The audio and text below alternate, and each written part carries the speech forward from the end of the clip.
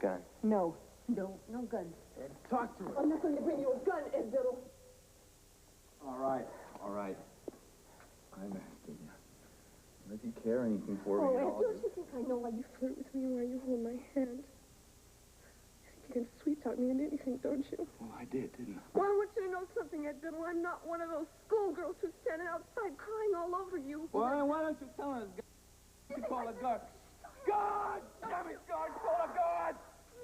Guard! Shut up!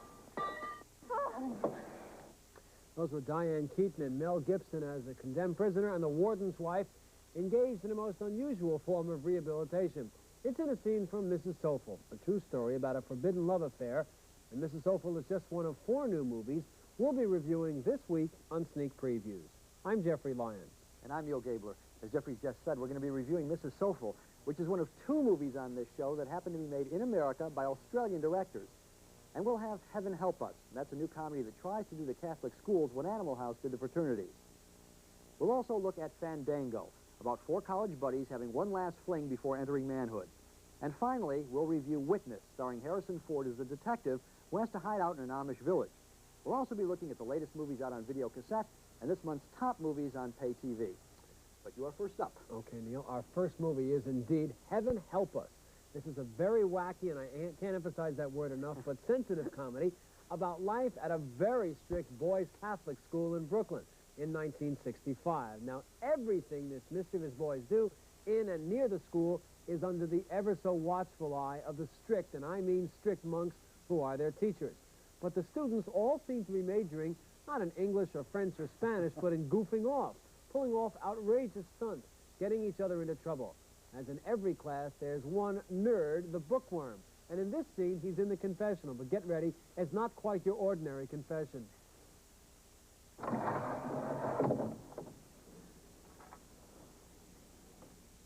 Bless me, Father, for I have sinned. It's been 6 weeks since my last confession. Go on, my son. Father, I'd like to confess a sin I thought I could live with, but it's becoming a problem. An impure act? Something much worse. Really? Father, I entered and typically won an interborough essay contest. I accepted a nominal cash prize, and the article was published in a community paper. Big deal, my son. Father, I failed to footnote some of my sources. Get to this sin, please. Plagiarism, Father. Alone or with someone else? With a girl? I did it myself. Yes, so? Father, if this is discovered, it could someday keep me out of Harvard. And Father, I was conceived to go to Harvard. All right, you are forgiven. Do you have any other good stuff? Impure thoughts, desires, fantasies? No, Father. What? Dominus vobiscum. You're going to recite 1 Our Father, 1 Hail Mary, and you're going to help your buddy, Ed Rooney, get passing grades. Well, you could kiss off Harvard, pal. It's a wonderful scene. Ed Rooney, by the way, is played by Matt Dillon's younger son, Kevin Dillon. Now, Heaven Help Us... Younger brother, I should say. What did I say? Dillon is not that old. All right.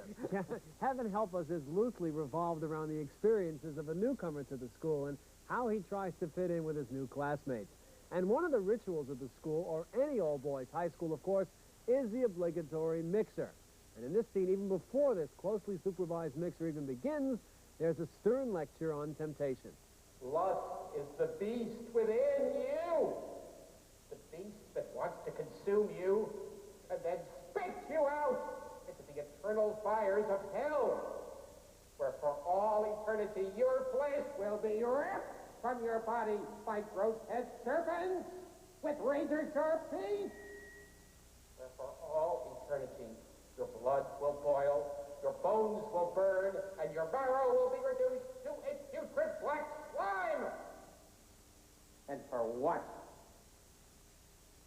For a few moments of weakness that led you to admire the shape of somebody's buttocks.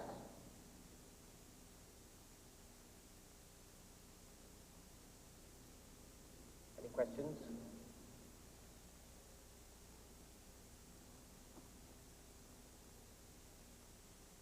Very well, then.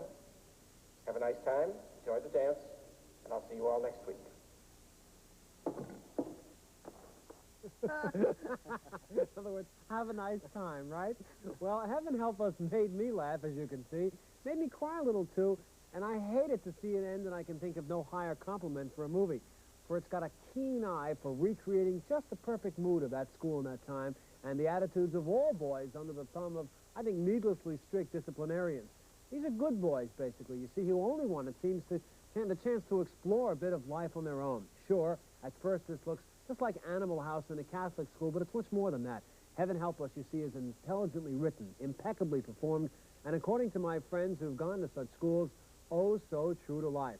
I love the way the movie manipulated me like the Karate Kid in spots too, but it also sets your emotions going, and there's not a wasted scene. Heaven Help Us. Heaven help you, I think, if you miss this wonderful movie. Did the movie come as a surprise to you? Total surprise. Because it's being advertised as a typical teenage sexploitation movie. It's not at all. And then suddenly you see that this picture is a mild, warm little comedy. Sort of reminded me of Diner a little bit. Not as good as Diner, I think, but has the same qualities as Diner has. And when you see the names of stars like Donald Sutherland in this movie, he plays the head monk at the school.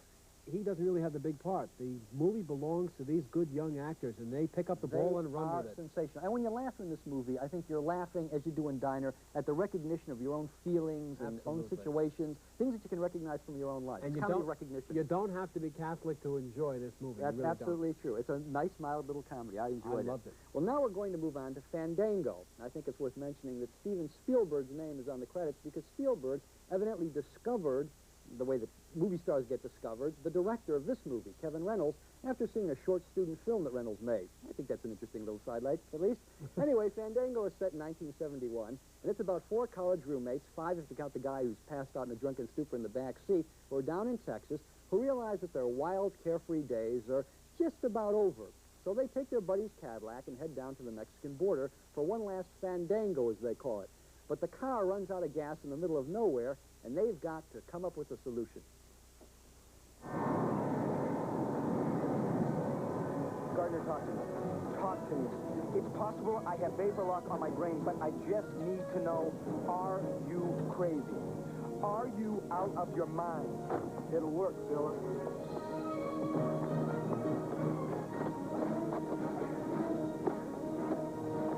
You think this is a wise move? Wait, I mean, it's a train. Think! Think! Don't be big and stupid. Come on. Gardner, show some sense. Oh, great. Great. Oh, man. Get the wheel straight. That's a felony, you know that? Yes.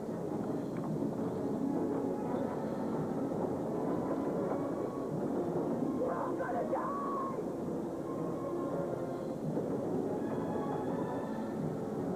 Didn't you hear me? I said we're facing imminent death. It'll be just like water skiing, Philip. Water skiing? Yeah.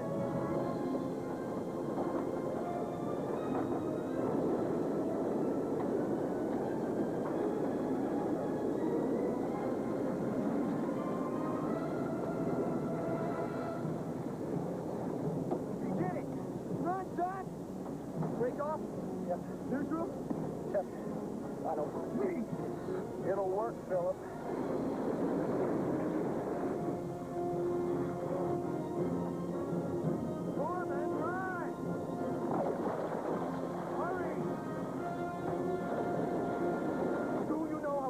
I'd make by this car. Hey, how are we gonna stop? We left you with a little cliffhanger there. Now, as the buddies head for the border, the plot of Fandango gets about as flimsy as the grill of that Cadillac turns out to be. The movie is mainly a series of adventures, like shooting off fireworks in a cemetery, and then having a premonition about Vietnam, since this movie takes place during the Vietnam War. Or getting the wimpiest of the bunch to go skydiving. Now, near the end of the journey, though, they stop off at a canyon where years back they'd stashed a bottle of champagne.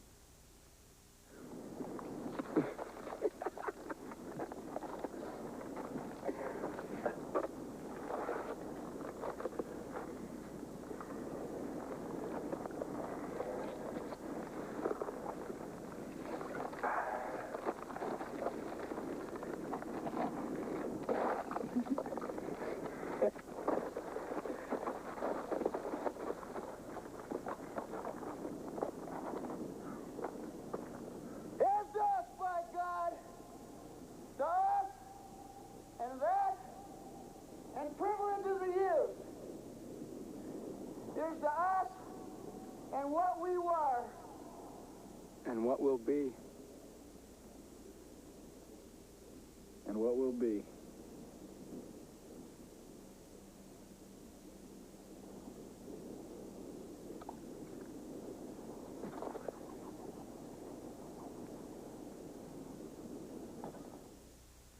Well, watching these clips, I bet you were thinking, boy, you know, we haven't had a movie about some buddies who are having one last fling before crossing into manhood in at least, what, 2 or 3 weeks, right? Talk about cliches. The idea of the movie is a cliche. The characters are all cliches. The revelations that the characters have are all cliches. And after watching 5 minutes, anyone could write the rest of the movie. All Fandango has got is one amiable character, a pilot whose brains have been fried by drugs, one good performance by a newcomer named Kevin Costner, the guy who's tossing away that bottle, and a nice little ending. Now, that's all right, but it is not enough to make up for the rest of Fandango. Couldn't agree with you more. It looks like a first film. It's got all the cliches you mentioned. It also has empty characters. You see the whole movie, and you don't know who those 4 guys are. They do things that kids don't do in real life, standing up there toasting, saying, to the privileges of youth. That's nonsense. It's not recreating anything. It's overly eager to be sentimental and to be moving, and it's cloying in the end. To be fair, I think that this is a promising debut for the director. Okay, at least he does some things rather nicely, but it's more a promising debut than a fulfillment of the promise. I don't think it fulfills very much of the promise. I've seen a lot worse debuts, we'll put it that way, behind the camera. He's got a keen eye for some interesting shots. He's not a very good writer, I think, and that's where the film really falls down. Well, it's a shame. Well, our next movie, meanwhile, is a true story, unlike that movie, called Mrs. SOFFEL. You didn't go through those experiences? No, not really. Starring Diane Keaton as a turn-of-the-century wife of a somber prison warden in Pittsburgh. Emerging from months in a sickbed, we never really know her exact ailment, she returns to her self-imposed duties, reading scripture to prisoners and tending to her 4 children. They all live in the prison in the private quarters, all part of her confined, regimented life, until one Bible lesson when her sleeping passions are awakened by one prisoner. He's one of 2 brothers, a condemned murderer, played by Mel Gibson. I think I should go now. God didn't answer your prayer, did he, Kate? My prayer? Well, didn't you pray for us? Yes. Well, tell me, why does God want us to die, Kate? Oh, Tell me the reason why. I can't Me do and that. Jack, we're innocent. We're innocent as snow. You know that. How can I know that? Well, because you know me, and I'm telling you, that's why No, I have to go. you nearly had me saved. Go on, Ed. What are you doing? Go. What do you want from me? What do you come over here for? Let go. No, let go of me, Give me Ed. your hand. No. Give me your hand. No. Chris, there. Yeah, you feel how strong my neck is. Me and Jack, we aim to break out of here. Ed, you're crazy. Are you going to tell on us? Are you going to tell on us? God won't hear you. You're not in church now.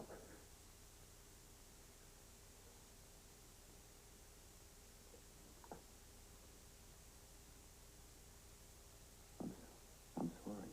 No. But you're our only friend, and I've hurt you.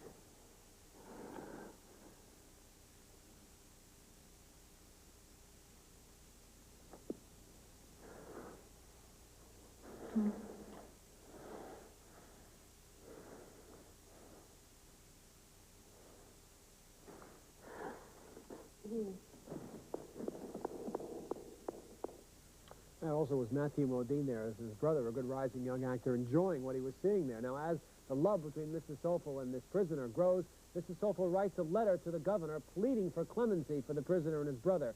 And this understandably upsets her stuffy husband, the prison warden. What do you think you're doing? My husband and I are dedicated to the reform of criminals. But capital punishment does not allow reform or mercy and no chance to right a miscarriage of justice. My God, Kate, the governor? I join other Christian men and women in this great city in urging you to grant the Biddles case an official review. Have you lost your senses? You didn't write it. I did. I signed it. Quite a few people have written, Peter. They are not married to the warden of the Allegheny County Prison. Later, Mrs. SOFFEL slips the prisoners a file, and they all escape, and the second part of the movie becomes sort of a Bonnie and Clyde. Mrs. SOFFEL is a somber, confining movie directed by an Australian woman, Gillian Armstrong, who made My Brilliant Career.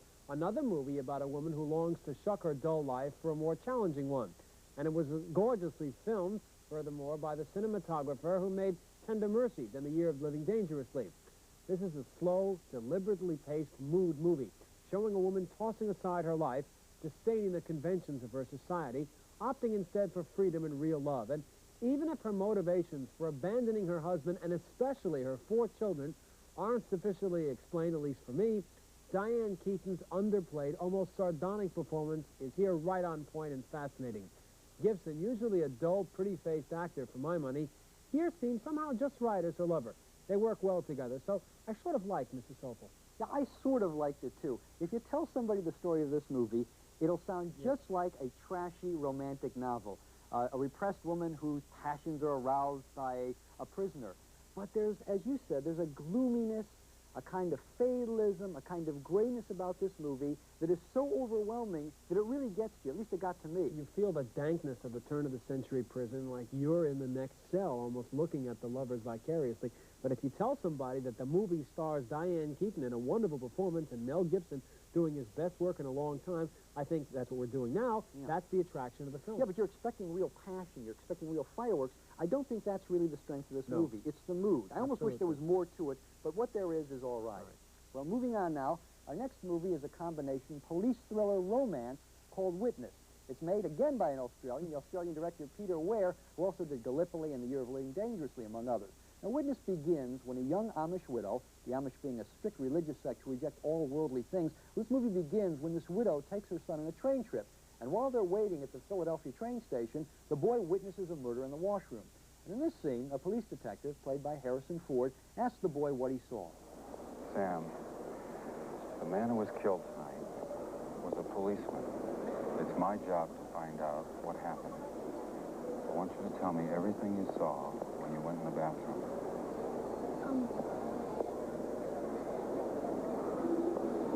There were two. Two men? I only saw one. Does anybody know about this?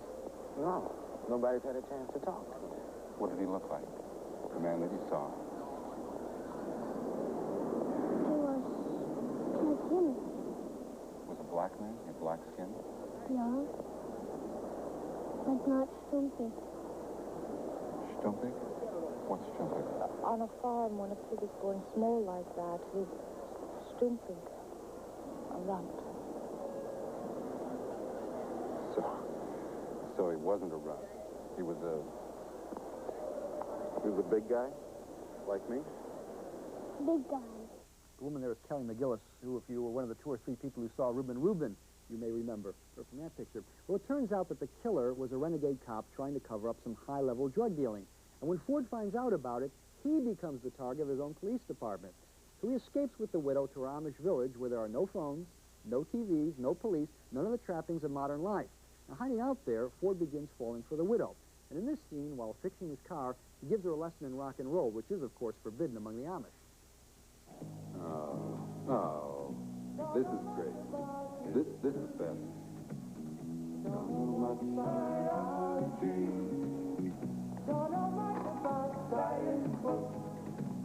Don't know much about the French actor, but I do know that I love you, and I know that if you love me too, what a wonderful world this would be.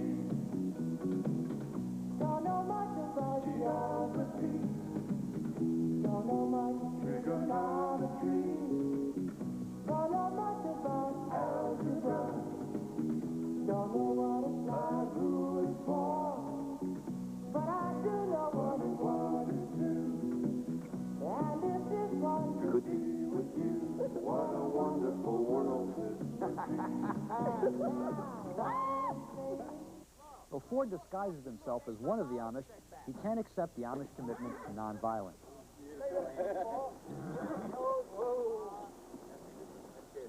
It happens sometimes. Do nothing. Come on. Come on, Goldie. You must be. I don't know. We're supposed to be. Don't you speak English? Don't hear very good, do you? Don't speak English.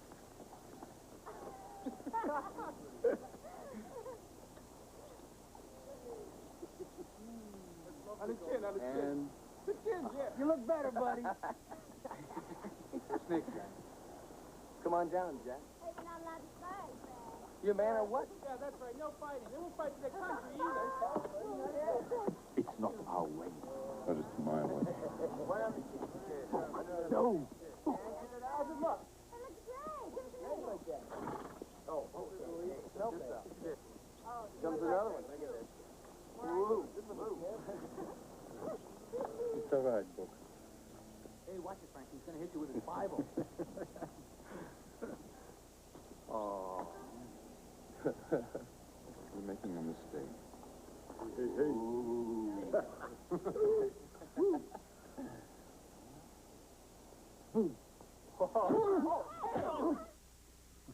Well, up front, I called Witness a combination police thriller romance, which is non-combination. You know, it really pains me to say this because this is an intelligently made film. It's not an entirely successful combination either because the police thriller stuff, which is pretty routine, keeps getting in the way of what I feel is the best part of the movie, the romance. And so you have this very beautiful, very lyrical, and very unusual love story 1 minute, and then you've got this typical contrived shoot-'em-up the next minute. Witness is still a good movie. I definitely recommend it for its looks alone. But it's one of those movies that's good enough to suggest how much better it could have been if it had forgot, in this case, about being an action picture and concentrated instead on being a love story. I agree. I don't think it can make up its mind exactly what it was trying to do. The trouble here is that once he gets to the Amish country in Pennsylvania, which is beautiful to behold, it's just a waiting period. They don't know really what to do there, and that's where the movie begins to drag, but fall into the other type of move. We saw them dancing there. I wish much more of the movie had been that. You don't get enough of that development, That's I right. think. You don't get enough of the relationship growing. You don't get enough between them. This other stuff keeps on intruding. There's nothing wrong with trying to integrate a police thriller with a love story, but the police thriller has to be as interesting as the love But story. boy, is Kelly McGillis a coming star. She is wonderful as the Amish woman, and she and Harrison Ford work very well together. The little boy work well, and all the people look authentic. So there is a mood movie here, too, but it gets in the way of what looks like a cops and robbers show. Yeah, because I think that cops and robbers stuff makes the love story seem less genuine, and that really is the most genuine and affecting part of the movie. But still, 2 yeses on this movie. 2 definite yeses on this one. Well, now let's take a look at some of the new cassettes available in your video store this month. Alas, the pickings are slim. There's Buckaroo Banzai, a hopelessly complex spoof of science fiction movies with a story impossible to follow. You need an instruction cassette just to explain this one. You're going to be destroyed and you sit here wasting time. Time? I got nothing but time. You think that... All of Me stars Steve Martin, whose body is possessed by the soul of a dead woman, Lily Tomlin. These two never click together. The movie's juvenile. Transmigrated means that my soul is going to leave my body forever and become one with the universe. At which time my soul will enter her body. Ah, good plan. Oh, boy, there's Crimes of Passion, too, a vulgar, tasteless story of a woman leading a secret life as a prostitute pursued by a psycho street preacher played by who else? Tony Perkins. China Blue. I like it. It's rather exotic, like something out of Charlie Chan. B-movies have always been my inspiration. What's yours? Going my way?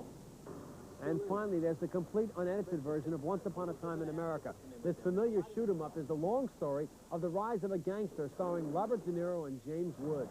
Today they ask us to get rid of Joe. Tomorrow they ask me to get rid of you. Is that okay with you? Because it's not okay with me.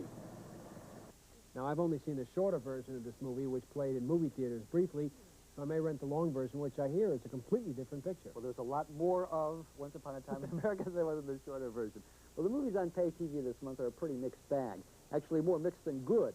Lassiter, starring Tom Selleck as the jewel thief stealing from the Nazis, is a mystery without any complications and a star vehicle with a mannequin in the lead. Grit your teeth. Just sit. I need her. I won't. I said I'd help you, but I won't help you until I bet. Everybody jumped on Blame It on Rio, a farce about an affair between 40-ish Michael Caine and 16-ish Michelle Johnson. I don't think it's Tootsie, but Caine is very funny, and the movie is intermittently clever. Fantastic lover. Don't talk like that. Why? Will you tell my father on me?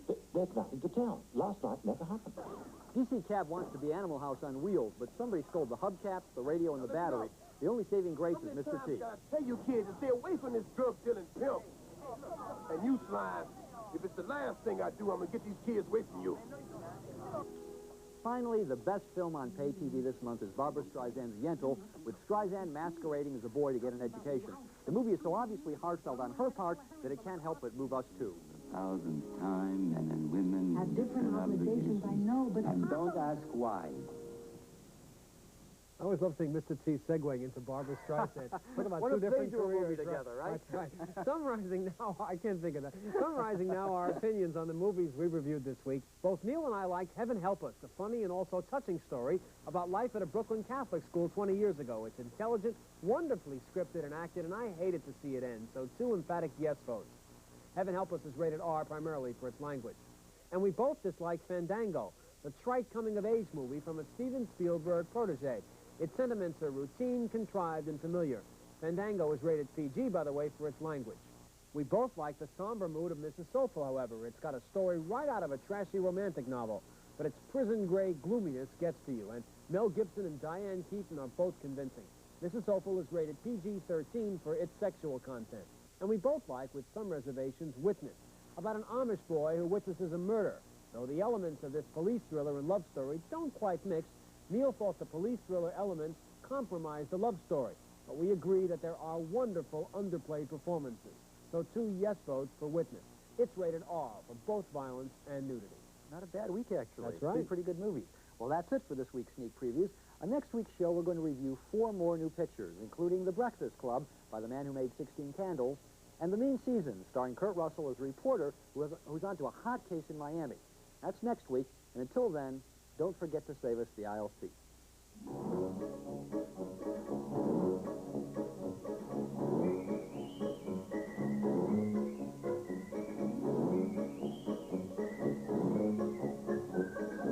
This is Rod, inviting you to join me for